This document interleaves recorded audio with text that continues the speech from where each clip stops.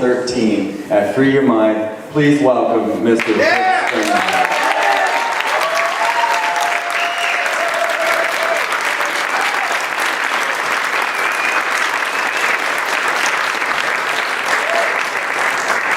It's such a privilege to be here with you, my friends. How many here are from Pennsylvania? Okay, we're going to talk about your state, the Great Holy Experiment of 1681, later in the talk.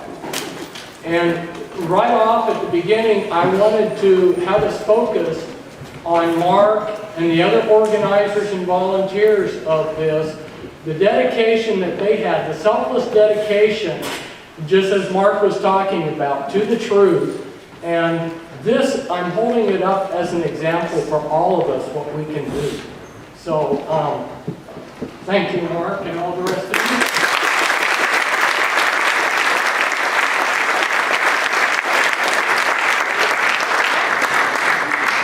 When they called me and asked if I would be a speaker, I said, what's the subject of the conference? And they said, there's three things. There's consciousness, mind control, and occult knowledge. I thought, good, I'll speak on all of those. And one of the things that I wanted to start out with is, if you are seeking the truth, if you're walking in the truth, like Mark was showing you, you are free. The truth will set you free. You are free and they are the slaves. I don't care if they're walking around with big egos and they're thinking that they're the masters. They're walking in darkness. They're lost. And as I worked with Illuminati members, I realized how dark their world is and how enslaved they were. And I worked for 8 years with Illuminati slaves to try to get them free. And in fact, someone from New York City, he was a doctor, after I got Cisco free, where she had alters, that's personalities, that were programmers, and we invited people from around the world to come into our house, and they could live with us, and we would give them whatever help we could. And this doctor from New York City came, and when we sat down initially with him, he had gone to therapists for 20 years and never gotten any help. And he had a double bind. See, the Illuminati programming that they do with their own children, this trauma-based mind control, creates double binds. A double bind is where there's no solution. You see no, how can I turn? What can I do? And then, of course, the only way that they want you to go is the way that they want you to go. And he said, I can't, we started talking to him about what he saw with this programming, and he said, I'm trapped. And we told him, yeah, it looks that way, but you can walk through the walls of the programming. Start walking through them. And he did. He listened to what we were saying. He walked through the wall that he thought that he never could go through, and he started laughing from the belly. I think he laughed for like 20 minutes. The sense of freedom that he got. Now, one example of what a double bind would be if you were going through the jungle, like let's say Vietnam with your squad, and you came upon an ambush. Now, when they ambush you, they know how you're going to react, and they're set up to take advantage of that. And long-range patrols, the elite American troops learned a trick to beat an ambush. Do you know what that is? What it is when you get ambushed, you do the exact opposite of what you would think. The first reaction would be is to fall down or to run. No, as soon as they got into an ambush, they would charge the enemy, and they would run at him, and they would overrun the enemy, which would be surprised and destroy the ambush. That's how you get through a double bind. You walk through it, okay? So don't forget that you're free and they're the slaves. We're going to talk about immortality, and we're going to talk about the Illuminati. Now, I need to clarify what the Illuminati is, because here in America, we use language in a very sloppy way, and everybody has their idea of what that word means. I think everybody knows what immortality means. I don't need to explain that. The Illuminati has been around. You know, we've been using a term in recent years, the powers that be, or I use the term the powers that should not be. And those powers have been around for a long time. There was never a point in history where the elite that were controlling us, the masters, the godlike men that ran around with their serfs and slaves. There was never a time in history where they decided, you know what, we're tired of running this world, let's just turn it over to the scum of the earth. They never did that. We thought that when we did the American Revolution, we got away from that, but they quietly snuck in their bloodlines, and that's what my Bloodlines of the Illuminati is about, is that they continued with their elite bloodlines, they continued with their corporate control, they continued the control. They just did it in a more sneaky way. So we're going to talk about some of the ways of how this control is brought about, and in relationship also to immortality. This subject I'm going to talk about tonight to you, actually, I have had on my heart and mind for about 30 years. But timing is everything in life, and I never felt like it was the right time to talk about it. And in 1997, I came out with a book, Deeper Insights, which is a sequel to my formula book on the mind control, on the trauma-based mind control, and I gave in an appendix, I gave a chapter on cloning and mind consciousness transfer, which is what we're going to talk about tonight in depth. So I did give a little glimpse, but in the middle of a multitude of books and hundreds of pages, that kind of, went unnoticed because I didn't really highlight it. So this is my first public talk where we're going to address this issue. It could arguably be said that immortality is the biggest secret. I know there's several big secrets that the Illuminati and the cult world have, but this might possibly be the biggest secret. And my talk today is not based on anything that the Spirit gave me or anything that somebody who was an insider gave me, which is one reason why I have hesitated to use it as a subject for a talk. And then I got a confirmation yesterday with Freeman's talk. He laid the groundwork of what I'm going to be talking about tonight, and that was confirmation. I said to myself, thank you, Spirit, for confirming that this was a good time to talk about this.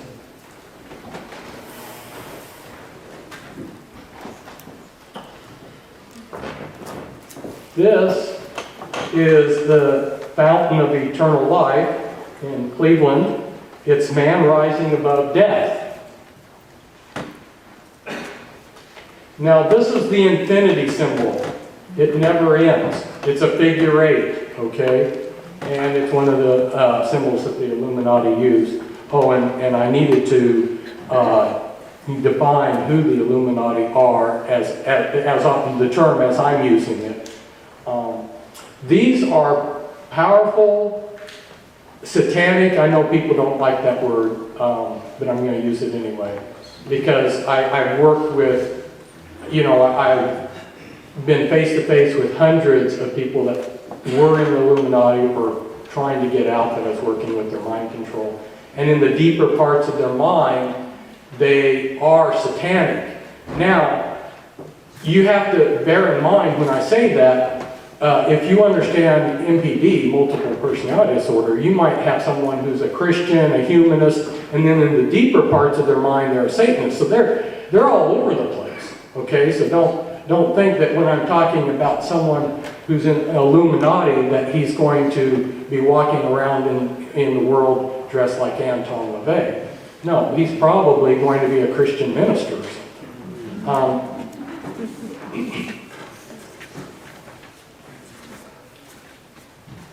So, for 6,000 years, the Illuminati, at least that long, have been on a quest for immortality.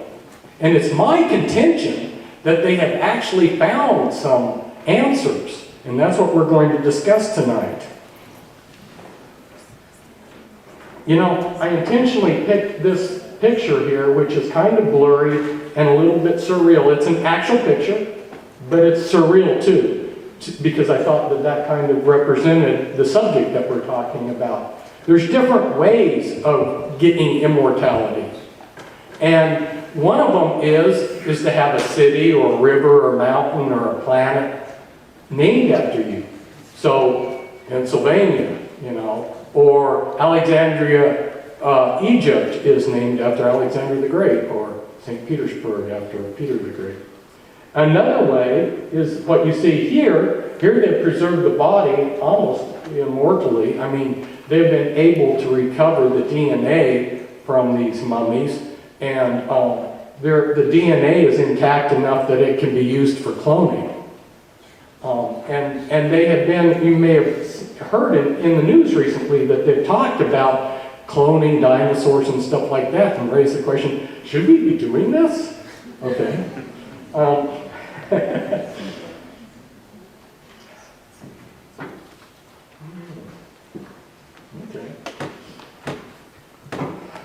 Those of you who have been around me the last 25 years, if you were in a restaurant, probably saw me pull out a napkin and handwrite this.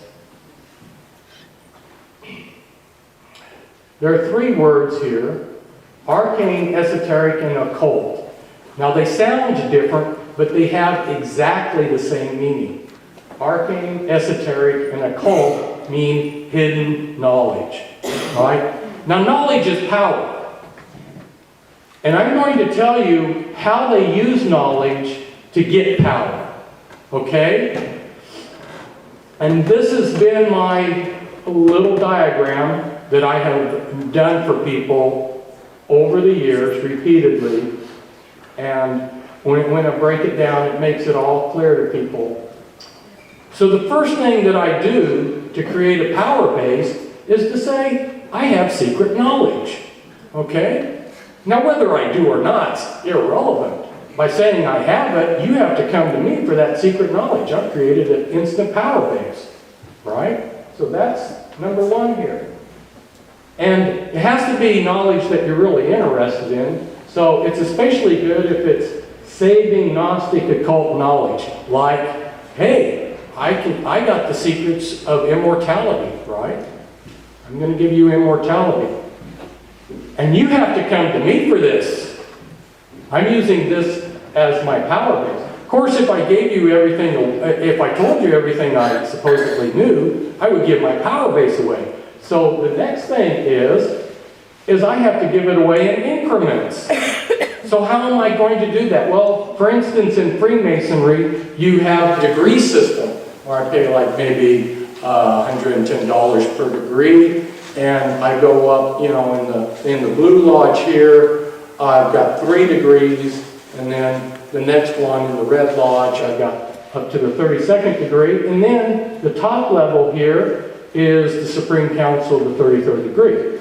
So as I rise up, I'm going to be given higher levels of knowledge. So I start here and they're saying, okay, the G stands for God.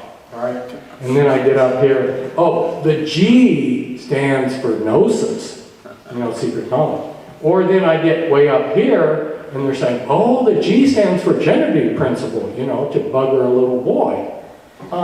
So this is the how they give you in increments this occult knowledge that they have. Now there's different ways that this is done, like the Watchtower Society. They make you dependent on what they call the Mother of God by coming out with Awake and Watchtower magazines. They're staggered, they come out every 2 weeks. And they tell their adherents that you must be in touch with the Mother of God. Okay, so they're making you dependent on the organization.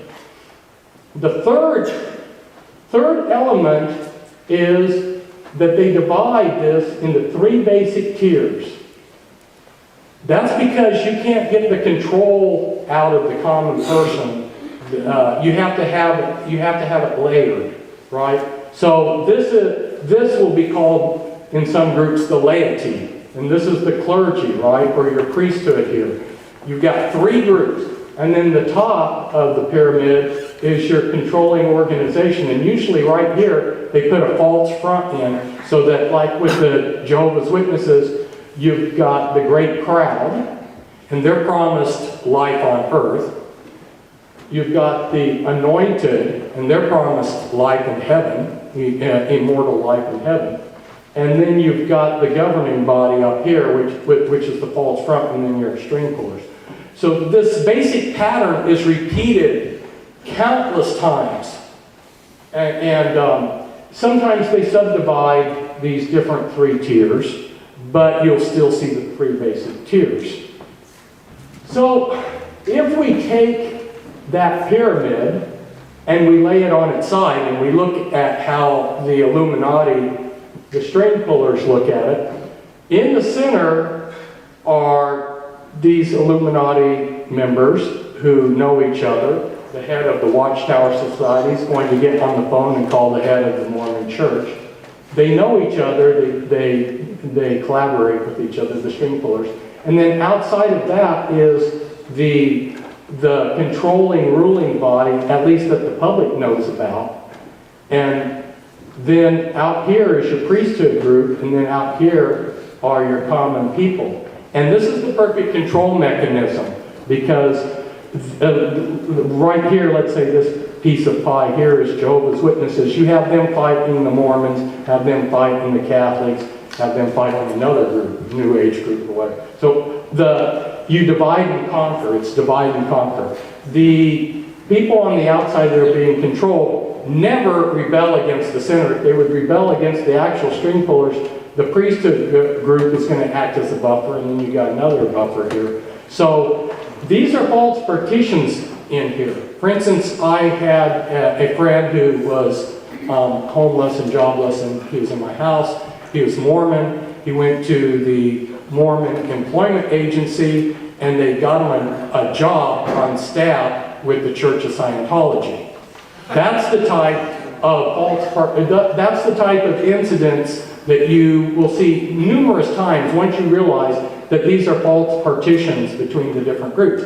So like the Knights of Columbus, which is a Catholic fraternal organization, since the 60s has been having high-level meetings to coordinate things with the Freemasons. But most people think that they're enemies, and they get all their insignia and badges from the same company. So these are false partitions here. And what has been, as you might imagine, one of the best hooks for creating a religion that people are going to give their control over to you? Immortality. That has been a favorite subject. And I might interject here that, Christ said, "Verily, verily, I say unto you, all those who believe on me shall not perish but have everlasting life." And that's John 6:14. And then the most famous verse, probably most of you have heard it sometime, John 3:16. "For God so loved the world that he gave his only begotten Son, that whoever believes in him should not perish but have everlasting life." Okay, we're looking at Christ, the scriptures promising eternal life. And what would pull the rug out from Islam, from Judaism, from Christianity? What would pull the rug out from underneath those? If the Illuminati, if the power brokers could all of a sudden say, "Hey, we can give you immortality," that's going to wipe out those religions. Now, this is what I have been seeing 30 years ago up to now. I have been, and when I've introduced this to people, I haven't gotten necessarily a positive, I second that. But that's okay, because I still have not changed my view, and that is, I see these power brokers are very confident in where they're going with their agenda.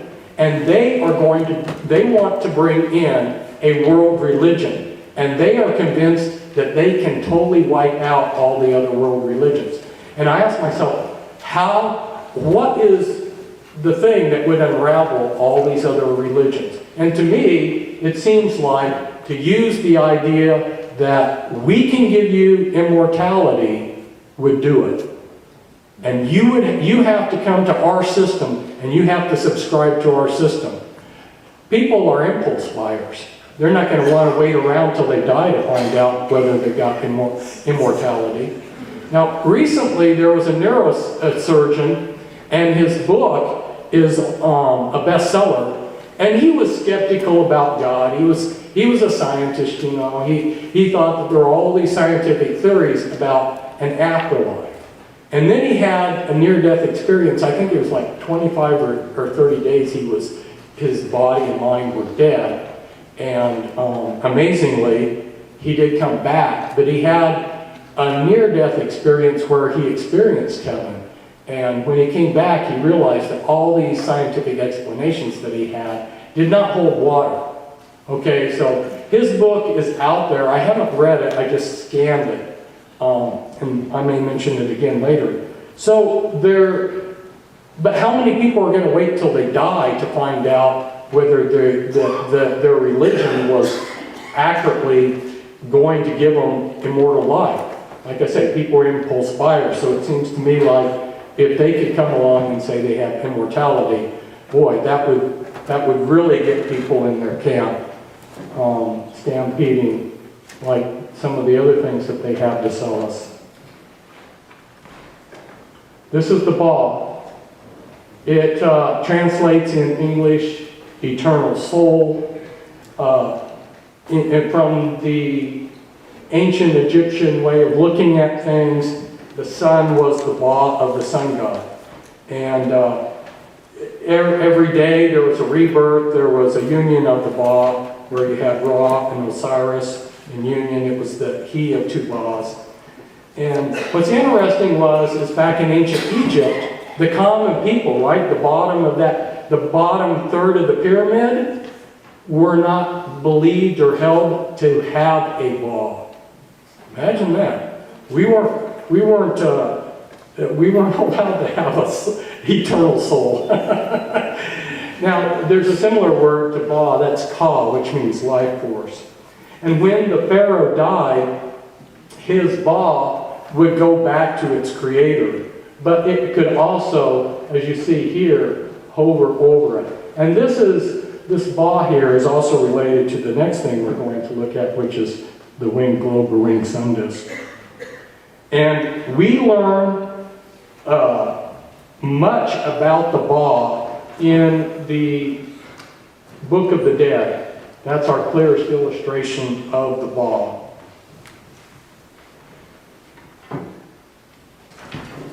This is the winged sun disk. Charles Taze Russell, who was of an Illuminati bloodline, the Russell bloodline, he used the winged sun disks on his books. And this is one of his 7-volume series that was attributed to him that was called Study in the Scriptures. And there's a reason why I'm bringing out about Charles Taze Russell and the Jehovah's Witnesses, is because my Be Wise as Serpents book, as well as a number of the other books, went in great length to show how the Watchtower Society was a front for the Illuminati.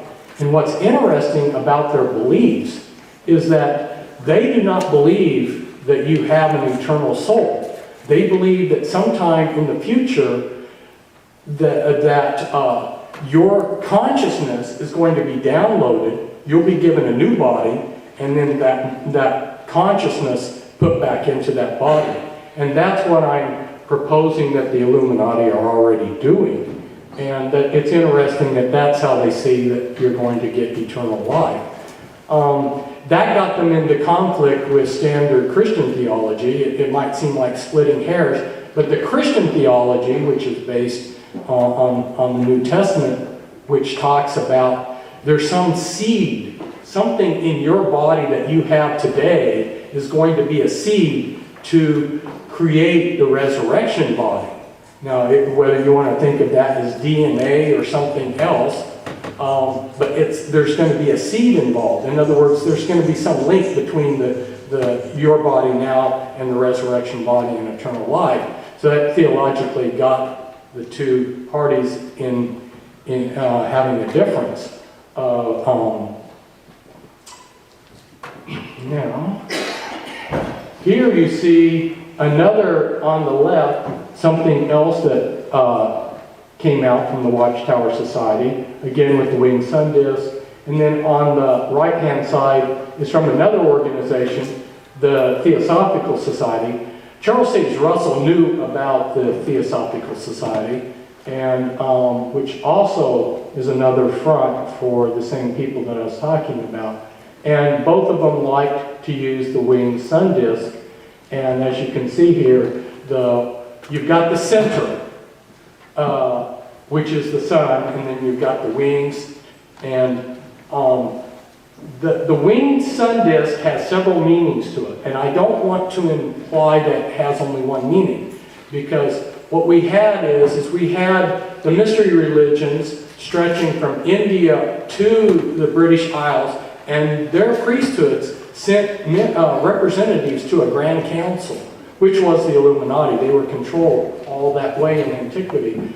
And they were using those principles of control that I was showing you earlier, where these mystery religions were saying, we have secret occult knowledge, and you need to become dependent on us. Okay? And that's the way they were doing it. And so in these different localities, there were different interpretations or meanings to the winged disk. In the Assyrians, the circle meant eternity. But the meaning that I'm focusing on for the winged sun disk is that it's the soul on its flight back to its creator. Okay? Now it can also represent the victory of Horus over Set, which is good over evil or light over darkness. It could represent that too. And in Mesopotamia, Ahura Mazda was represented by the winged disk. And then in India, the avatar of Vishnu was. So it had different meanings, but the meaning that I'm focusing on is the soul on its flight back to its creator.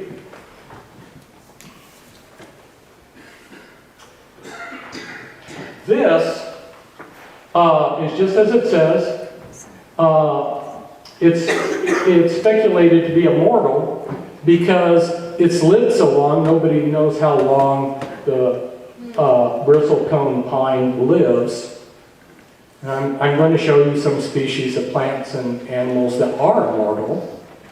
The oldest known bristlecone pine is 4,800 years. In practical sense, I'd say that was immortal. Some jellyfish are immortal. And the hydra, no, this isn't the hydra, but it's this is Turnitopsis dorni, which is an immortal jellyfish. And you can grab this jellyfish and do whatever you want to, poke it, cut it, beat it up, turn it inside out, and the thing regenerates itself. you can't hurt this sucker. Now, this is a hydra, and the hydra is also immortal, and it contains stem cells capable of continuous proliferation. An endless supply of these stem cells, regenerating stem cells. And what allows it to do that? Well, it's got a FOXO gene. Interesting that they gave the name to that gene, FOX, because earlier this week at the conference, we saw that FOX could represent 666. But anyway, the FOX gene is what gives the hydra its ability to be immortal. And what's interesting is in centenarians, people that live over 100 or 110, they have very active FOXO genes. So it's very possible that manipulation of that gene in humans to keep it active like it is in the Hydra is one of the solutions to immortality. What normally happens though for us is our stem cells decrease, become less active, and as they decrease, our muscle tone is lost and we decline. The Hydra is a predator, it's an animal, and like I was saying, immortal. Now, when I chose the topic of immortality, I was thinking, okay, well, I'm speaking to Americans, and although I'm speaking to probably an enlightened group, there may be some that still have American attitudes of there's a magic pill, magic bullet that will solve our problem. You know, microwave answers. That's what I encountered when I started working with the mind control, the trauma-based mind control, is I had people that were eager to help me, but they all flaked out on me because we didn't get microwave answers. Well, there isn't a magic pill to immortality, okay? And the way to make an analogy to tell you what we're up against is, let's say you wanted an immortal car. Well, the quality of material you use to make that car is going to determine its durability. Now, this is an Edsel. They made a durable car in the 50s, the Edsel.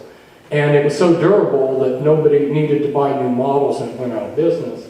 But now mechanics are telling me that they're making cars with the wiring. The wiring is so transitory that they know that the wiring will go bad in 2 years. So these new cars that you're buying have a lifespan of about 2 years. Yeah. Planned obsolescence. So then the care that you give your car, you know, how you house it, maintain it, the quality of the fuels and oils is going to determine how long it stays. And then the ability to restore it if it gets damaged. So these are the kind of issues that we're looking at for people to get immortality, right? We're going to discuss these because the quality of material that can be used, that pertains to genetic manipulation, right? Well, this is Henrietta Lacks. She was a black woman that in January 1951 was diagnosed with a stage 1 cancer tumor at Johns Hopkins Hospital. And then they, without her consent, took a sample of that tumor and gave it to a Dr. Gray. And they discovered, and she went ahead and died, they discovered that that her cells from from the sample were immortal. They can live outside the body. And so they have been harvesting, these cells continue to clone themselves, to duplicate, and they don't stop. And they have been doing that since 1951, and they have gotten over 20 tons of cells for scientific experiments from her line of cells. And they have been used in countless scientific experiments. They're sold all over the world. In fact, that's what everybody wants to use. And they call her immortal cell line Helo. This is Adam Wilson. He's a bioengineer with the University of Wisconsin. And what he's doing is his cat that he's created reads the mind, reads the conscious mind, and he's putting, he put something up on Twitter with his cat reading his mind. And he is interested in taking this one step further, where you implant the brain so that your mind is being read with these implants, which will connect to the internet. And then your mind can be part of the global mind of the beast computers and the internet and everything, and it can all be one global mind. So that's where he would like to take this. Now, the stealth planes are just like I've written. They're piloted with the computers. They had multiple computers reading the pilot's here we see the bomber and the fighter. The stealth planes are piloted by thought control. And again, we see reading the pilot's mind. And so we're going to just discuss this concept some more. The military has been doing further projects besides just this. DARPA has the Avatar program, which Freeman talked about, and that's a mind transfer technology that they have that they're taking to outer space.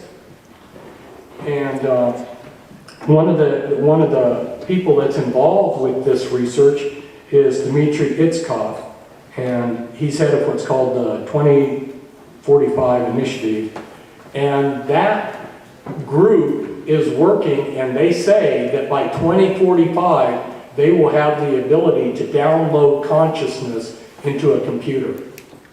Now, what I'm going to suggest to you is because over the many years that I've been researching the Illuminati, I keep coming across here and there the proof that they're probably 30 years at least ahead of us in the technology that we know, and maybe even more. So I'm going to suggest, if he's saying that we can do this in 45 years, I'm going to suggest that they're already able to do it. Okay? And so he's working hard to make the body, Iskov is working to make the body to be an accessory. What do I mean by that? It means your mind can be downloaded somewhere, they give you a new body, they download that consciousness in there, and then when that body wears out, they download your consciousness to the new body, right? You can pick whatever body you want, I guess. And can that be done? Remember I was talking about the neurosurgeon who wrote that bestseller that's out there now, Proofs of Heaven, who had the near-death experience. When I read it, he mentioned the book, Irreducible Mind, which that book that came out in 2007 shows scientific evidence that the consciousness can be indeed separated from the body. So this isn't something theoretical, but they've proven that the consciousness can be separated from the body, which is very interesting, because remember Freeman's talk where he talked about Akhenaten's family, and he was talking about how, and I don't know how many heard it, so I'll just briefly touch on this, but he talked about how our President Obama's family, his wife and 2 girls, are identical to King Tut's father's family, and identical. It really makes you wonder if we're looking at clones there. These cows were cloned. Technically, if you're a farmer, you call them a cow.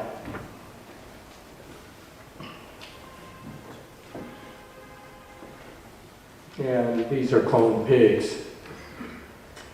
And I'm going to give you some highlights that I had time-wise on cloning, because most of us haven't really been following it closely. In 1952, they announced that they had cloned a frog. Right?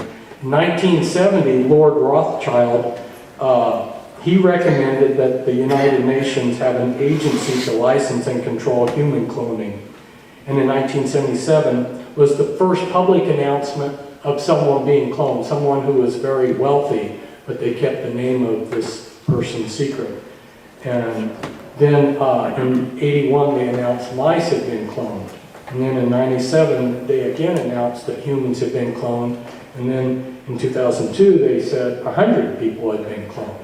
So we've got people being cloned. In 1997, because the idea still seemed to us sci-fi, I gave in the Deeper Insights book the steps that you would need to take to clone a person. Technically, To clone a person is no more complicated than it is to clone a cow or a pig. There's a few little differences in the steps, the procedures, but as far as complications, it's just as easy. And I'm going to suggest to you that the Illuminati not only have the motive to clone and to transfer consciousness, but they have the means. And if they have the motive and means, what's that mean? It means that they're doing it. That's the way I operate, you know. A little 1 + 1 = 2. So here are the steps if you were to clone a person, right? I'm going to try to read through this real quick, but to give your mind a little bit of that assurance that it's just a straight technique, right? So the ovaries are going to be monitored, and the oocyte is going to be taken with some follicle fluid, and then they're going to give the donor some clomiphene citrate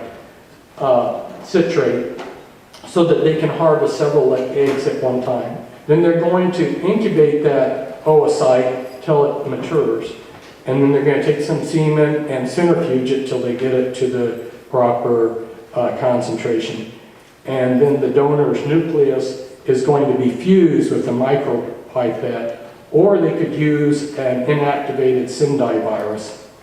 And then the human nucleus transplant will be cultured until it's about 8 to 16 cell stage, and then it'll be placed into the foster mother by a catheter into the cervical canal, into the interior of the uterus. So it's just a straightforward procedure, people. This is not something real complicated. They've been cloning all kinds of mammals. Don't you think that they have the ability to clone people? And indeed, that they've been announcing that. So that's what I'm suggesting, is that, and this is from my Deeper Insights book, where I'm giving some details of how the gene cloning steps. And then this was a Time magazine. If you'll pardon the pun, will there ever be another you? You know.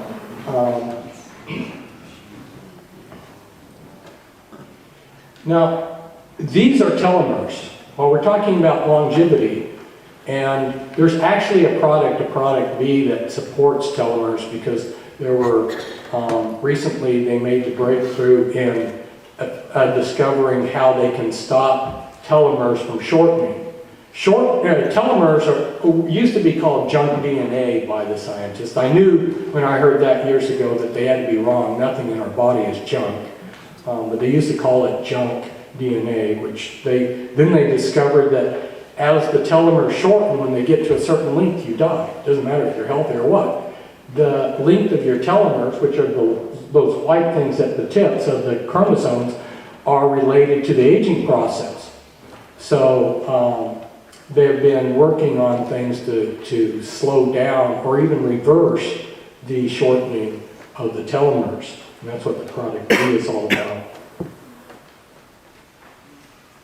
Now, Thomas Parr, he was reported to be 152 years.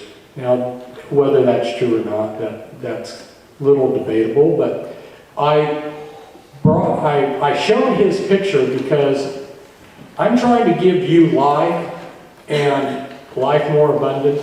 And one of the tools of control over us is that they keep us sick. Okay? When you're weak and sick and not feeling well, you're easier to control. So one of the things that I put a lot of energy into is trying to reverse that so that people will take responsibility for their health and live a full, healthy, active life. Well, that's what Thomas Parr had. He was eating simple food, and King Charles of England heard that he had a subject that was 152 years old, so he invited him to the palace. Do you know the rest of the story? Well, here's the rest of the story. The king celebrated, and they had this orgy of eating when he got to the palace, and the king's food killed him in 2 weeks. Killed him. The rich food killed him. So I think that that's a lesson that we need to pay attention to what we eat. You know, there's a reason why Monsanto and the world system is giving us this junk food, this GMO. They're trying to actually, to be more specific, I hate to say this, but the truth of it is, it's genocide. It's actually a genocidal agenda, and the stuff that they're feeding us is genocidal. And this year, I'm going to have to give up corn, because the new corn that they're coming out with, they've spliced in a particular DNA which neuters you as a man. It will shut down your sperm from being active. And if you want to have kids, and I want to continue having kids, then you're going to have to give up corn, one or the other.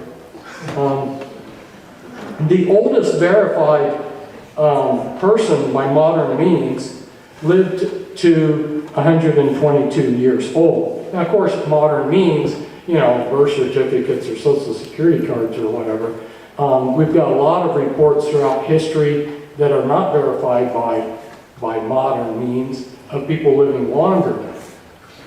But what's really interesting, and I said I was going to talk about Pennsylvania, is in going and looking at areas that have longevity, Pennsylvania has longevity. There were at least 7 verified people, verified by modern means, that have lived over 110 from Pennsylvania. And the oldest living person, Sarah Canals, 119 years, 97 days last I saw at the count. And she's from Pennsylvania. So,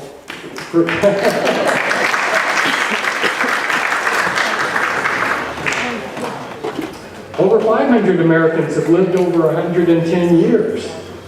And that's interesting because in the Word of God it talks about originally people lived about 1,000 years, and then there was a point in time where that switched to 500, and then after Moses it said that the days of a man would be 120 years. And that's pretty accurate. 120 years seems to be the limit right now. But can that be changed? Here's poor Tom's gravestone.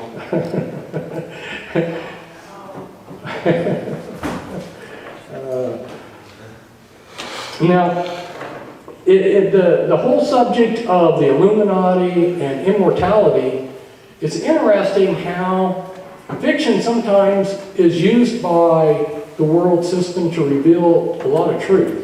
What they say is truth turns out to be fiction. What they're telling us is fiction. They have truth blended in. They blur the two.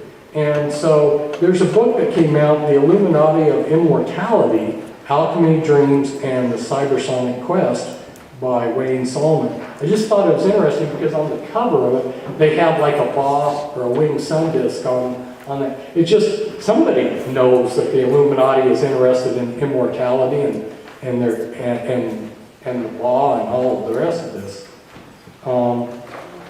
So I think we can take some clues from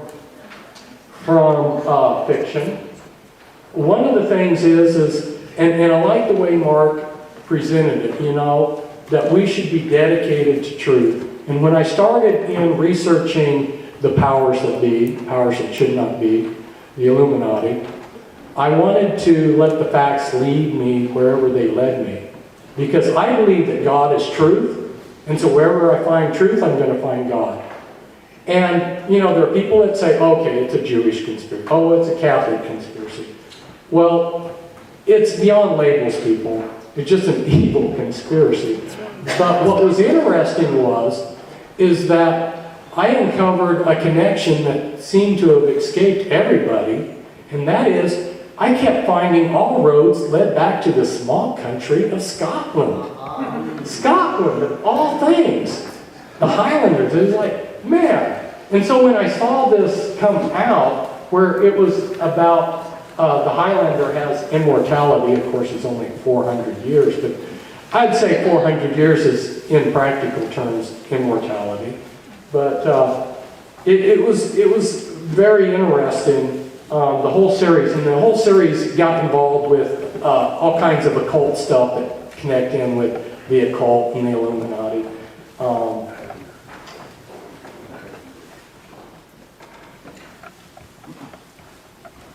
Now, Billy Meyer, and I'm not presenting this to tell you to think one way or the other about Billy Meyer or what he presented.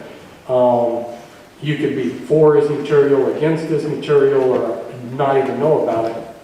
But Billy Meyer, as some of you may know, came out with vast amounts of transcripts of interaction with what were originally called Pleiadians, but then later they told us, or they told him, they were telling humanity, is what I mean, is that they were Pleiadians, not Pleiadians. But at any rate, they said that they lived to 1,000 years, and the way they did that was through genetic modification, and that they said humans would do the same in the future, that we would modify our genes to live to 1,000 years.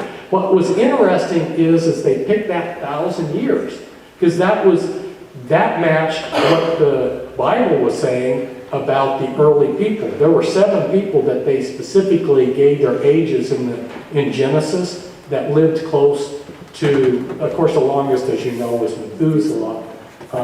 Adam was like 960 years. And then some people say, well, no, that wasn't the case, that when they were talking about people living those years, they were mixing up months for years. But then there's one of them that they list that fathered, that was Shem's son, fathered a boy when he was 35. Well, you wouldn't father someone at 35 months. So obviously they meant years. And the whole context, the way it reads, they were saying people lived long.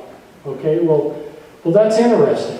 And so what I'm throwing out to you, I'm going to throw out to you is some hints of the potential to do what they're saying that mankind can do. And already in the labs, they're doing the things that I'm going to talk about. And these things, if they were applied to humans, plus a lot of other things. Remember I said back in the car analogy, it's going to involve a lot of things. And here's been my thinking the last 30 years. And I'm finally going public with this thinking. I've told other people individually, but finally going public, so you get to be the first ones that I'm experimenting on.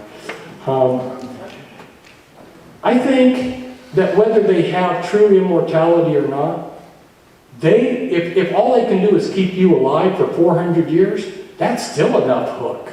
Because you're going to have to wait around 400 years to find out whether it's right or wrong. That's still enough to pull the rug out from underneath all these world religions and create a world religion. So I would expect that even if with their level of technology, they can only increase your lifespan by several hundred more years, like the Highlander series, which he was 400, I think they'll still do it, because they can make you dependent on their system, right? So, through genetic modification, let me just give you some hints here. These are things that have already been done in the lab, right? The FOXO gene activated to keep the number of stem cells that regenerating stem cells prolific, that they've already done that with the FOXO gene. There's a protector SOD gene that can be strengthened to scavenge. It's the gene that scavenges free radicals, and it can be strengthened so that you're protected against free radicals. There's a gene that resets the collagen-collagenase ratio. As you get older, what happens in the humans is your ratio of collagen to collagenase gets worse. I'm assuming everybody knows what collagen is. If you don't, I should tell you right now, because a large share of your body is made up of collagen. It's what holds you together. And as you get older, past 30, your body basically quits producing it. That's why you die. All of you seriously should think about the possibilities of introducing collagen into your life to keep yourself more youthful. And then there's a controversy, can you get a good collagen? And not all collagens are going to be safe. Some of them are going to be suspicious, but I'll leave that research up to you. That's your exciting path. See, that's the thing that is so important here that I'm going to stress. And Mark kind of did that, but I'm going to say it in a slightly different way.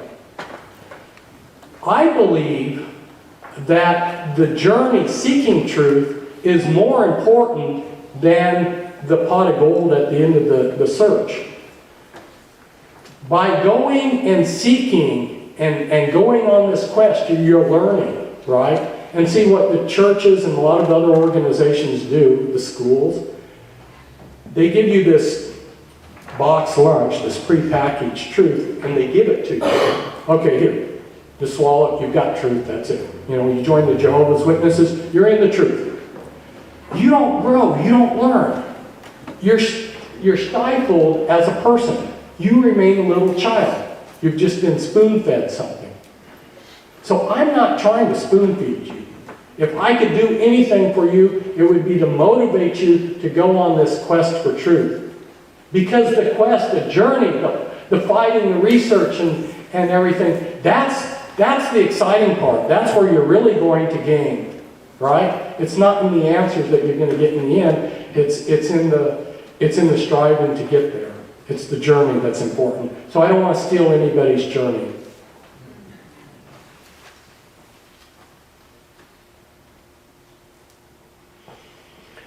Now, Gilgamesh, I'm going to find my notes here. Probably all of you have heard about it. It was before the 22nd century, they had the saga of Gilgamesh. And what it was somebody that wanted eternal life. And now, in modern times, we see that this character Gilgamesh has come into focus again. There was a movie about Gilgamesh the Immortal in 1969, and then the aliens were saying that there was Gilgamesh, and this is what they were saying about him, and that he got trapped in here. I'm not saying this is true or false. I'm just saying we have all of these hints from history and from reality that maybe some people are actually living longer than a lifespan. And I've known people that bumped into such kinds of people, and some of them have had their lives turned upside down because maybe they discovered too much. See if I can. I had a note here to remind myself of some of these people that other people have bumped into. I have personally never bumped into anybody that, in getting to know them, I could say, oh boy, this person's lived for, like the Count Saint Germain, you've heard of him, right?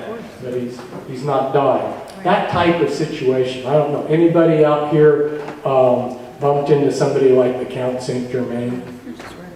Well, no hands are going up. But I do know people that have. And that suggests that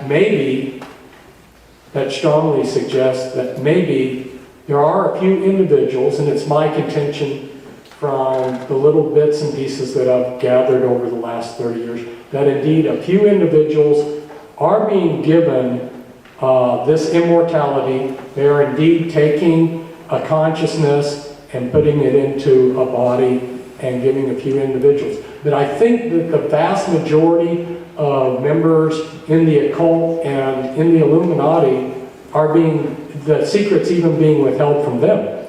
That's why I say this may be the biggest secret.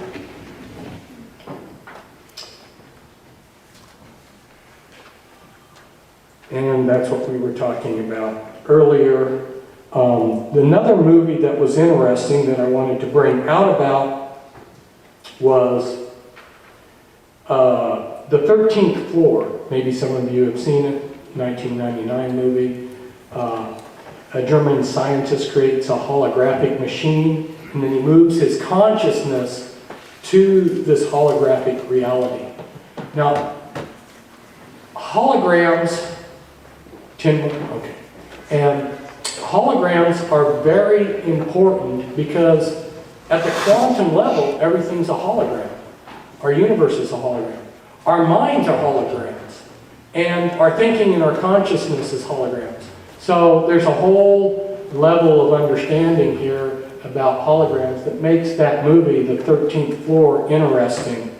In fact, and those who are into quantum physics talk about our reality as being the field, or another name that they have for it's the holographic universe. And in dealing with individuals, I've been dealing with a lot of people that were in the Illuminati, and from an insider, for instance, I learned that they created a phone based on quantum physics. And when you get ready to ask a question, before you ask the question, the answer comes. It's like reverse time. It blew the people's minds that made it so bad.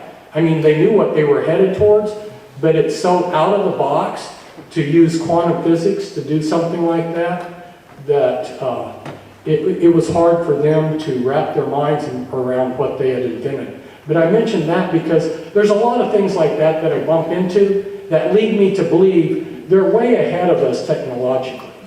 And so when they say that we're going to have the ability to download our consciousness to a computer in a few years, in 30 years, I'm saying, well, they already have it in secret.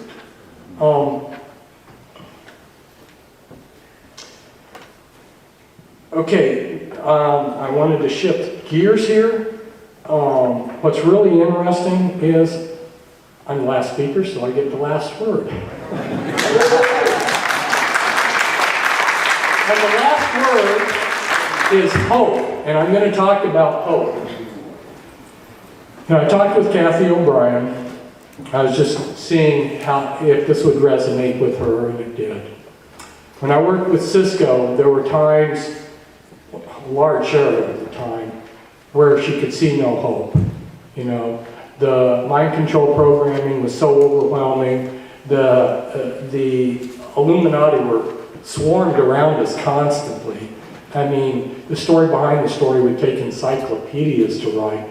It was a madhouse.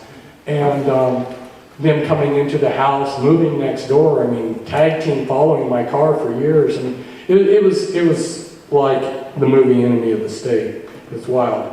And anyway, she couldn't see hope in that. And I would tell her, I'd say, Cisco, you're in a dark room. You can't see the door handle. The door handle's there, but I will hold on to your hope for you. So, the Word tells us that hope is not something we see, and that's the truth. Another thing that it tells us is it tells us that hope is a virtue.